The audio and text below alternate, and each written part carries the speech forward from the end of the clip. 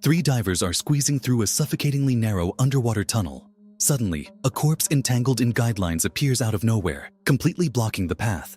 Before the lead diver can even process what he's looking at, his teammate right behind him begins to convulse violently without warning.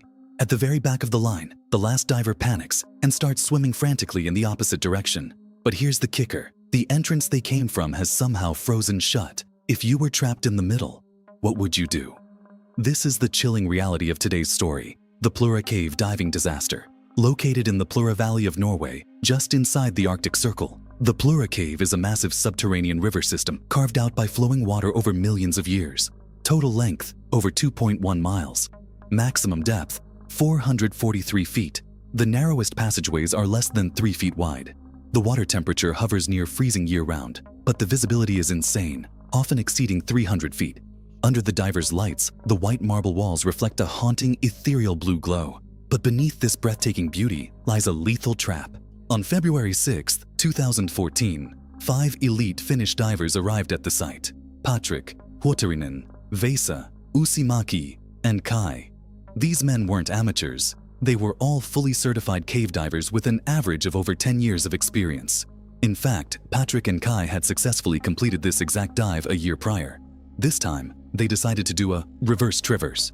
They would enter through a frozen pond, swim 1.8 miles through the cave system, and emerge from a dry cave on the other side. The estimated dive time was 5 hours. They split into 2 groups to avoid kicking up silt and blinding each other. Team 1, the advanced team, Patrik and Huotarinen. Team 2, the follow-up team, Vesa, Usimaki, and Kai, stepping into the water 2 hours later. They were equipped with state-of-the-art rebreathers, top-tier gear, and a meticulously calculated plan. But the brutal rule of cave lawn is simple. The more perfect the plan, the more fatal the unexpected. At 12 p.m., Patrik and Huotarinen cut through the surface ice and dove in. An hour later, they smoothly reached the deepest section of the cave, marked their guidelines, and began their ascent. A short while later, Patrik, who was leading, glanced back. The tunnel behind him was pitch black. Huotarinen was gone. Then, he spotted a dive light violently thrashing in the distance. It was a frantic distress signal. Patrik immediately turned around and swam back into a living nightmare. Huotarinen was hopelessly wedged in a narrow restriction at a depth of 360 feet. His backup gas tank was jammed against the rocky ceiling, and the loose guidelines had wrapped around him like a spiderweb. Patrik desperately tried to untangle his friend, but the tunnel was so tight, there was simply no room to maneuver. Huotarinen spiraled into a blind panic, and his breathing turned into hyperventilation. At that depth, his rebreather hit its absolute filtration limit, triggering a condition known as hypercapnia. Blinded by panic and starving for air, Huotarinen tried to switch to an alternative breathing regulator but failed to get a proper seal. He inhaled a mouthful of ice-cold lake water, went into violent convulsions, and drowned within minutes. Suddenly, Patrik's dive computer began blaring a piercing alarm. Because he had stayed behind so long to save his friend, his required decompression time had skyrocketed from 120 minutes to a staggering 400 minutes. Worse, the panic had burned through his oxygen. His tanks were less than half full. He had no choice but to leave his friend's body behind and swim for his life. Facing a guaranteed death from running out of air, he intentionally skipped the majority of his decompression stops, literally gambling his life on a tiny chance of survival. Meanwhile, up on the surface, Team 2 had no idea their friends were in trouble. 2 hours after the first launch, Vesa, Usimaki, and Kai dropped into the water right on schedule. The first half of the dive was textbook perfect. They swam through an 800-foot-long air chamber, descended to the deepest point, saw Team 1's markers, and began their ascent. But as Vesa reached that same narrow twisting restriction, he froze. A body was completely blocking the tunnel. It was Huotarinen. His corpse was wedged dead center, totally sealing the path. Vesa had no idea what went wrong. Forcing himself to stay calm, he unclipped his bulky gear and attempted to painstakingly squeeze his body through the tiny gap between the corpse and the rock wall, while signaling a warning to the guys behind him. But when Usimaki, the middle diver, saw the corpse of his friend, his mental defense line shattered. He was the least experienced of the 5. Numbed by cold and blind terror, his survival instinct misfired. He began struggling frantically, his breathing spiraled out of control, and his wild kicking churned up a massive cloud of silt. In a split second, visibility dropped to absolute zero. Kai, bringing up the rear, was blinded by the mud. All he could hear through the water was the chaotic metallic clanging of scuba gear bashing against the rocks. The noises grew louder, then more frantic, and then they began to fade. After just 3 minutes, the tunnel went dead silent. Usimaki had also succumbed to CO2 toxicity and suffocated. Now, two bodies completely plugged the narrow tunnel. It was a dead end. Put yourself in Kai's fins. What do you do? Go forward? Two bodies are blocking the path and you have no idea if Vesa is alive or dead on the other side. Go back? The return trip is astronomically longer and your gas supply might not last.